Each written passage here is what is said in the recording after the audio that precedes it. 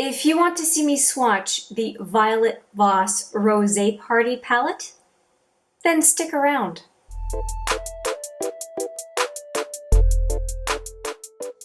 Hi there, it's Hélène and welcome back, or if it's your first time, welcome to HMM Makeup or Makeup. I am filming this video a second time because I ended up with lipstick on my teeth the whole time, did not notice it in the viewfinder, and as we say in French, c'est la vie.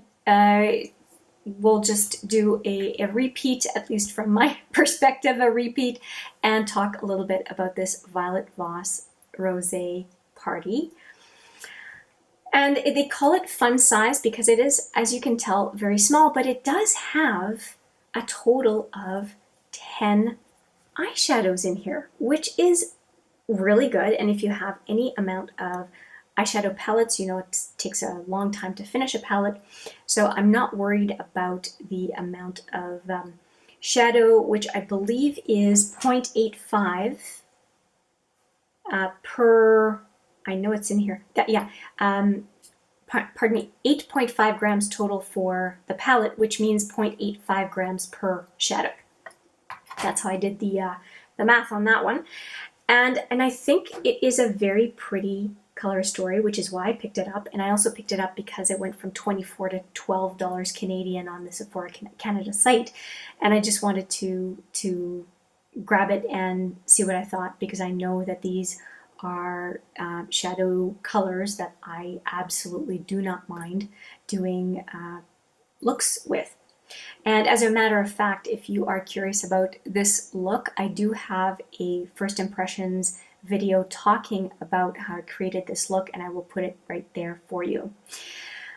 Okay, so because I had filmed this look with lipstick on my teeth, you know, as far as this, not the look, but the swatches, I had filmed the swatches and I saw the lipstick on my teeth, and I am re-recording for you.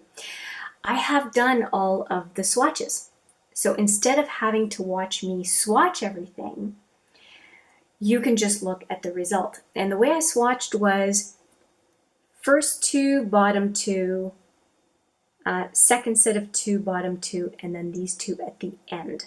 So that is how they show up on my arm. And I thought we could just talk about the result. So this is the resulting set of shadows. If you do see it on my elbow, I took a dive on a piece of wet wood and my feet just went and my elbow took the brunt of it. So if you see my elbow, I am fine. It was just a little oopsie. All right, so this would be the first two in the top row and the first two in the bottom row, so that first quad in the palette. And what I see from this is right away that there are a couple of mattes that swatched quite nicely. And I'll bring your attention to the other mattes in the rest of the swatches, how similar they are. So these two and these two to me are very similar. This one I consider somewhat different. And I don't think that's a bad thing, because the mattes that were chosen for this 10-pan palette are very utilitarian, and I think it makes sense to have a couple that are quite similar, you know, two pairings that are quite similar. Now they're not identical, but I think that once they're on the eye, it would be very hard to tell which one is which. Now what I do like is when it comes to the shimmers, there isn't really any overlap except for maybe these two. This one is a bit more coppery brown, and this one has a little bit more peachy pink to it, almost like a duochrome. These two are quite different. This one very sparkly pink, and this one sparkly peach. And then this one stands out all on its own and has the most punch out of the entire palette. I don't see any limitations in any way in pairing most of these shadows together. I think that the curation of the colors for a pink palette was really, really well done. And I think that there's that nice balance of a little bit of brown and a little bit of peach to balance out the pink, and not just make it a 100% pink palette. Just it gives a little variation in order to be able to create a lot of very different looks.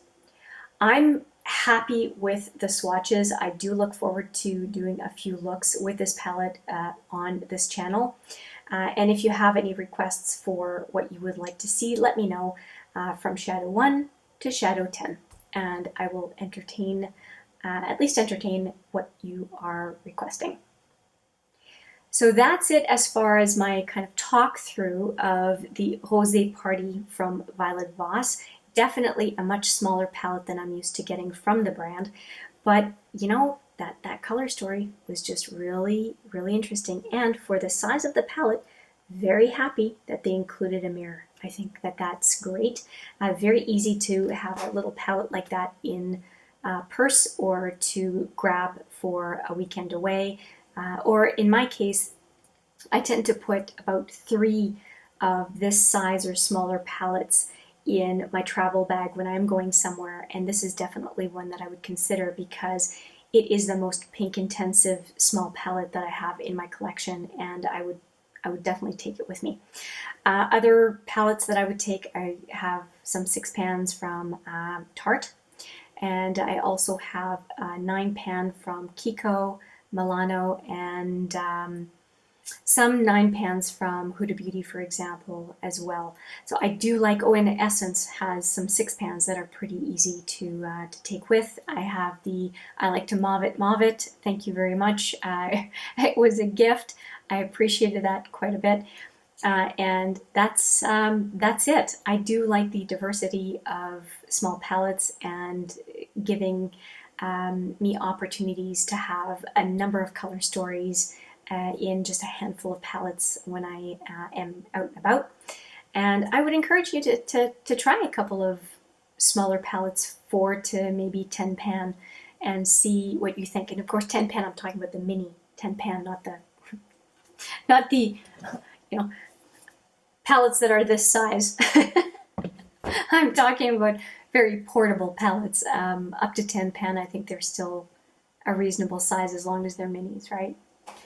So that's it. I have talked enough. I hope you've enjoyed the walkthrough of the Rosé Party palette from Violet Voss, and let me know what you think. As always, I love to hear from you, and with that, I will say thank you so much for watching. I appreciate it every single time, and I look forward to seeing you in the next one. But for now, as always, take care.